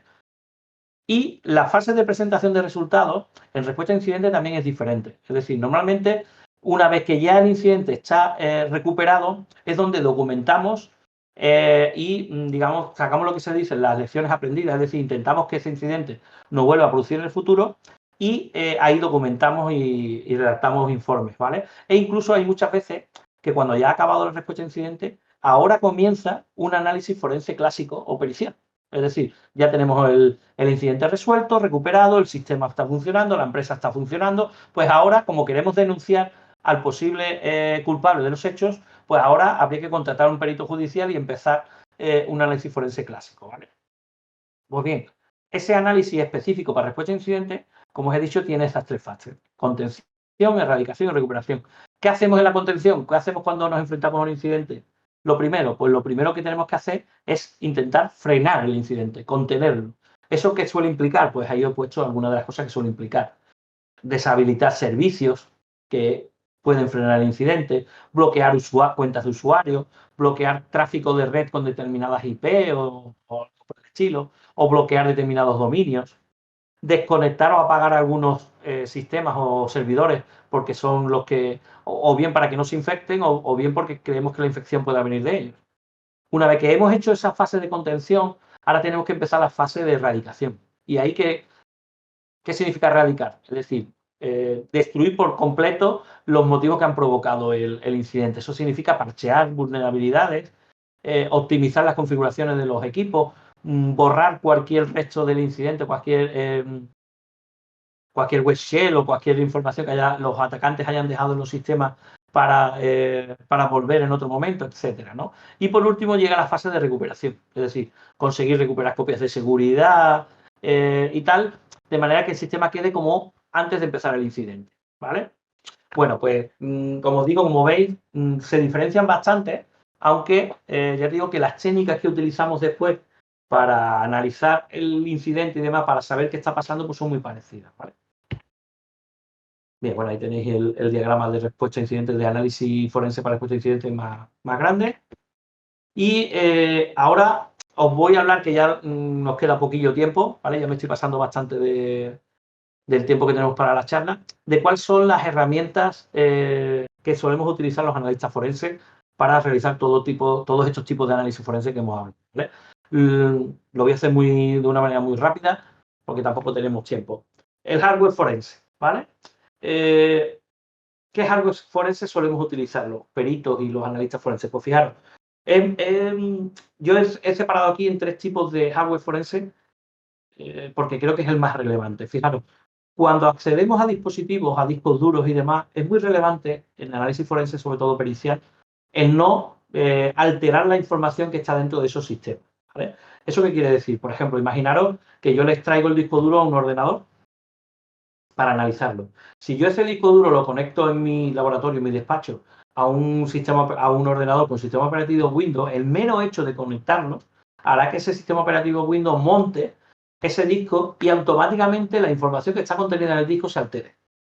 Ligeramente, pero se alterará, ¿vale? Ya habré alterado y ya no podré saber cuándo se conectó por última vez ese disco, porque Windows lo acabará de conectar y por lo tanto habrá machacado esa información de la última vez, ¿vale? En cambio, por ejemplo, lo podría montar en un sistema Linux que no monte los discos, ¿vale? Que existen distribuciones Linux específicas que sirven para eso. Por ejemplo, voy a hacer una manera. Y si me quiero asegurar de que ese disco no va a ser alterado, lo mejor es utilizar el primer hardware que tenéis ahí a la izquierda, que es el bloqueador de escritura, ¿vale? Es un dispositivo que conectamos el soporte de almacenamiento que queremos nosotros clonar o analizar y se asegura de que leamos información de él, pero que nunca se pueda modificar la información que hay de él, ¿vale? Es decir, es asegurarlo desde el punto de vista hardware, de manera que ahí no te puedes equivocar. Y eso es un elemento que muchas veces los analistas forenses utilizan, ¿vale? Aparte de ese, después tenemos otro hardware muy útil, que son las clonadoras.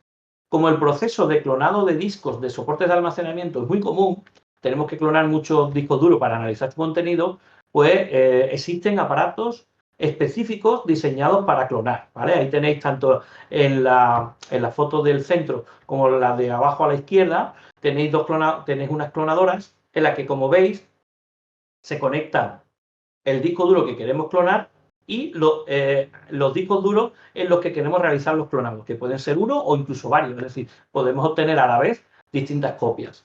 Y además, esa clonadora va a generar un informe, un log del proceso de clonado que nosotros después vamos a poder adjuntar al informe pericial de manera de cómo ha ido todo el procedimiento. Incluso las clonadoras pueden calcular los hashes para mantener la cadena de custodia y demás. Y por último tenemos ya los dispositivos hardware más avanzados, que son las extractoras, ¿vale? Que son las que tenéis ahí a la derecha, tanto arriba como abajo a la derecha, ¿no? Ahí tenéis, concretamente las que estáis viendo son del fabricante Cellebrite, ¿vale? Un fabricante muy especializado en extractoras de dispositivos smartphone, de dispositivos móviles, ¿no? Como veis ahí, las extractoras son prácticamente ya ordenadores o tablets a las que conectamos no ya los discos duros, sino directamente los dispositivos completos, las tablets, los smartphones, y son capaces de sacarle todos los artefactos, toda la información que necesitemos a través de una interfaz muy sencilla, ¿vale? Es decir, la extractora no hace o no solamente puede hacer un clonado completo de la información que tiene dentro del dispositivo, sino que puede llegar a analizar la información que tiene dentro y obtenernos ya, digamos, información, digamos, preanalizada, ¿vale? Las extractoras, por ejemplo, le podemos decir que de un smartphone nos obtenga los contactos, nos obtenga las imágenes que hay dentro, los mensajes de aplicaciones como WhatsApp o como otras aplicaciones, etcétera. E incluso, como sabréis, los dispositivos smartphone y móviles suelen estar protegidos por patrones, por distintos tipos de sistemas de seguridad. Y estas extractoras son capaces de, utilizando vulnerabilidades y demás, superar esos sistemas de seguridad de manera que son capaces de analizar la información que hay dentro de un smartphone, aún sin conocer el PIN, sin conocer el patrón, etcétera, ¿vale? Son herramientas muy, muy potentes, muy, muy caras, ¿vale? Pero que pueden llegar a obtener mucha información, ¿vale? Bien, esto sería un poco una descripción mínima de los distintos tipos de hardware más comunes que solemos utilizar los analistas forenses, ¿vale? Desde los bloqueadores de escritura hasta las extractoras, de menos a más caros, ¿vale? Bien, si queréis hacer análisis forense y no desembolsaros grandes cantidades económicas, que son las que valen los dispositivos hardware que hemos hablado, pues seguramente tendréis que basaros en software, ¿vale? Entonces, lo primero que nos va a permitir poder hacer análisis forense sin desembolsarnos de una gran cantidad es utilizar distribuciones de Linux específicas para forense, ¿vale? Yo os pongo algunas: Cain, Sif, Dev, Paladin, etcétera, ¿vale? Estas distribuciones permiten que conectemos a ellas, por ejemplo, discos duros y que esos discos duros no se monten, que los podamos clonar. Vienen preparadas con gran cantidad de herramientas forenses ya preinstaladas en las que vamos a poder realizar muchos tipos de análisis, ¿vale? Y os las recomiendo. Aparte de eso, tenemos después lo que se llaman las suites forenses, ¿vale? Las suites forenses son software que son capaces de realizar un montón de tareas forenses, ¿vale? Estas son lo que yo denomino herramientas de botón gordo, que aquellos malos analistas forenses creen que les pueden hacer el trabajo, ¿vale? Hoy en día hay compañeros que creen que pueden coger una de estas herramientas, darle un disco duro y que le resuelva el caso. Ya automáticamente hasta le imprima el informe pericial, ¿vale? Y es verdad que estas herramientas son capaces de hacer muchos preanálisis a los datos, son capaces incluso de imprimir informes sobre esos datos, pero no ni os van a resolver el caso, ni os van a redactar el informe pericial, ¿vale? Yo os he puesto ahí primero dos herramientas que son software libre, que son Autopsy y IPET, ¿vale?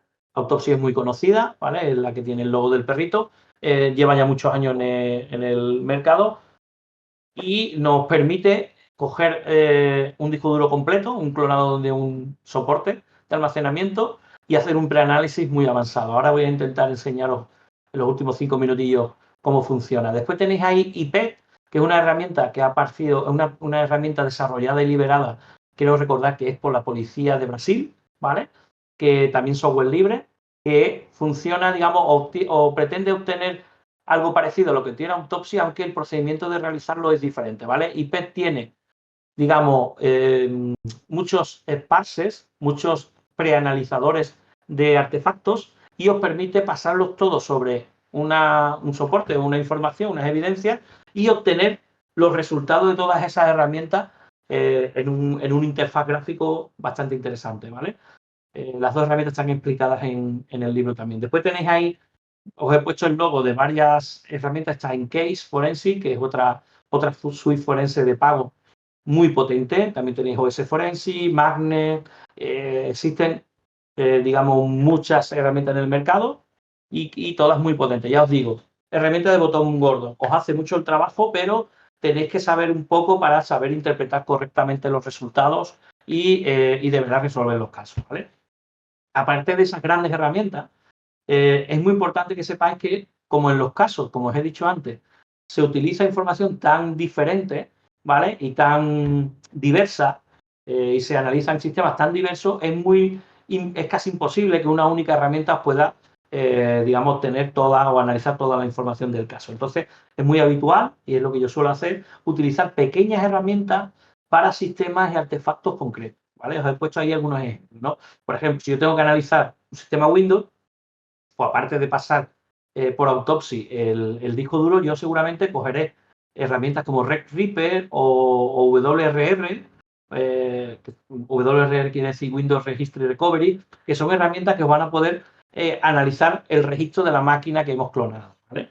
Si tengo que analizar logs, ¿vale? Pues seguramente utilizaré unas herramientas muy interesantes que hay por ahí de Dick Zimmerman, por ejemplo, Timeline Explorer, ¿no? Si tengo que analizar registros de eventos de Windows, pues utilizaré otra herramienta como Event Explorer. Si tengo un volcado de la memoria del sistema, pues puede que utilice Volatility para analizar ese volcado de memoria, ¿vale?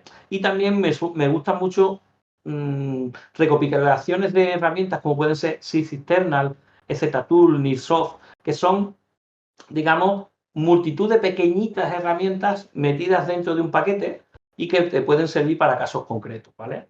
Además hay como herramientas de triaje para respuesta a incidentes, os he puesto dos, ¿vale? Os he puesto WinTriage y Cape, ¿vale? Que son herramientas que os van a permitir llevar en un pendrive esa herramienta, WinTriage o Cape, o meterla en un sistema y en cuestión de segundos o de minutos como mucho obtener una inmensa cantidad de información, ¿vale? Bien, os voy a enseñar, estoy terminando ya, os voy a enseñar un par de cosas para que veamos por ahí. A ver, mira, fijaros. Ahí tenéis, voy a poner un poquito más pequeño, ahí tenéis, por ejemplo, Autopsy funcionando, ¿vale? Este es el interfaz de Autopsy, que como os he dicho es una suite forense, software libre, que os permite analizar el disco duro de un sistema, ¿vale? Entonces, ¿cómo funciona Autopsy? Autopsy primero le añadís lo que le llama un data source, que es decir, añadís el clonado de un disco, ¿vale? En este caso que tenemos aquí el clonado del disco de un PC,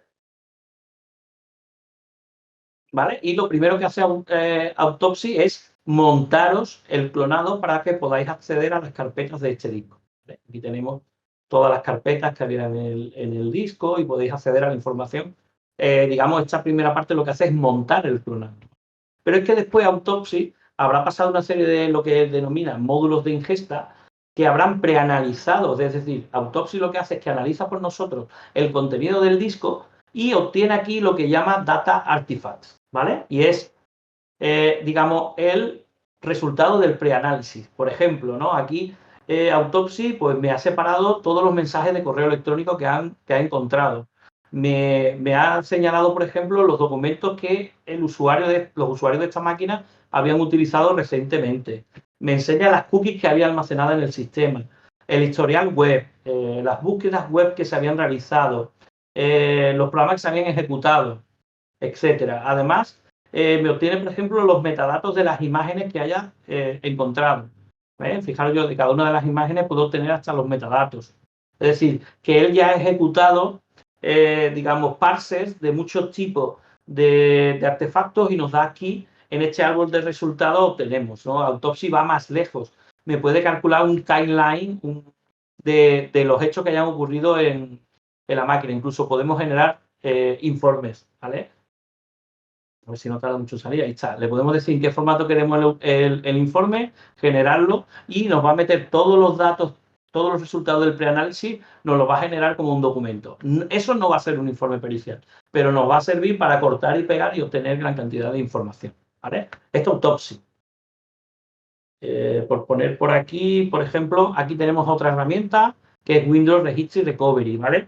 Esta herramienta nos permite digamos, de los ficheros del registro de Windows exportado de una máquina que hayamos clonado, pues nos permite analizarlos rápidamente. Es decir, sabéis que el registro de Windows muchas veces es muy complicado de analizar porque hay multitud de claves, ¿no? Pues esto nos permite, por ejemplo, hemos cargado la herramienta, el registro de Windows, el hide del registro de Windows SAM, y nos vamos aquí y automáticamente nos da información sobre cada uno de los usuarios del sistema, ¿vale?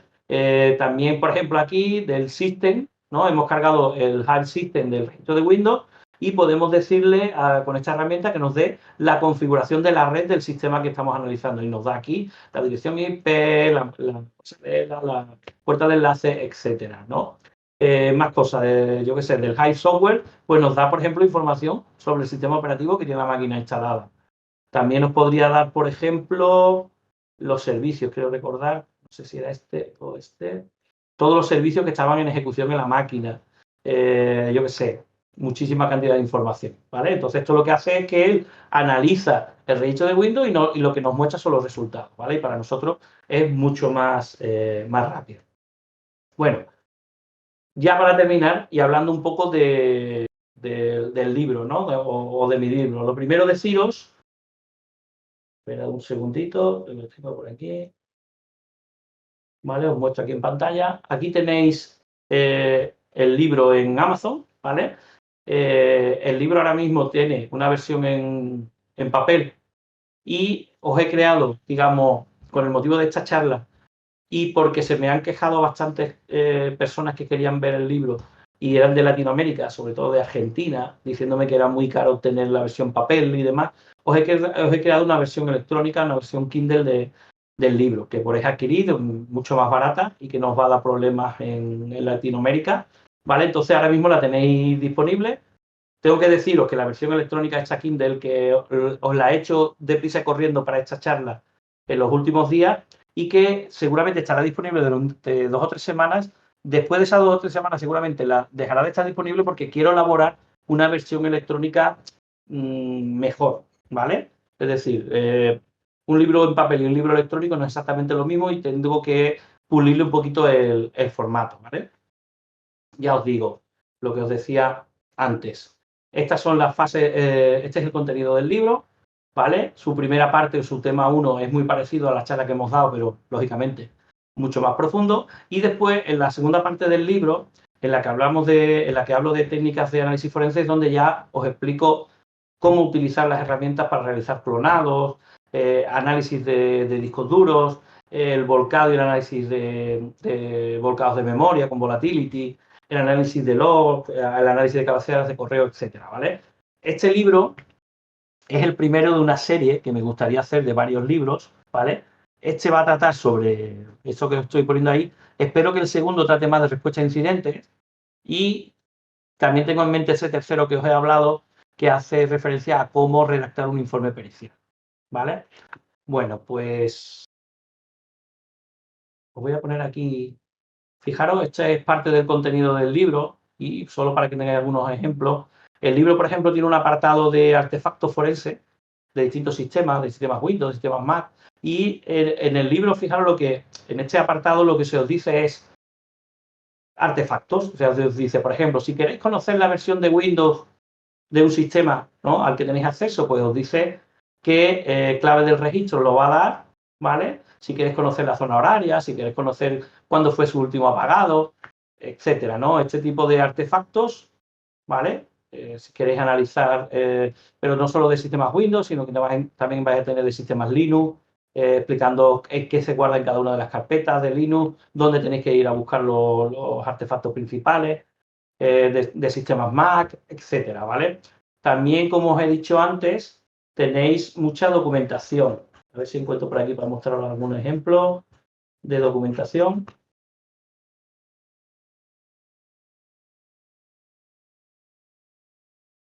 Un segundito, que os lo muestro. Mira, fijaros, por ejemplo, aquí tenéis un ejemplo en el que se os da un ejemplo de cuál es el formulario que yo relleno en una actuación pericial, cuando tengo que desplazarme a una empresa y hacer una actuación como perito, ¿no? Pues todo aquí en el libro tenéis un ejemplo de los datos que yo suelo recabar, las firmas que yo suelo recabar, ¿no? De la misma manera tenéis también el formulario para mantener la cadena de custodia, etcétera. ¿vale? Y bueno, yo creo que con eso ya daros las gracias a todos por aguantar aquí todo el tiempo, que creo que me he pasado un poquillo, y espero que hayáis aprendido algo de análisis forense.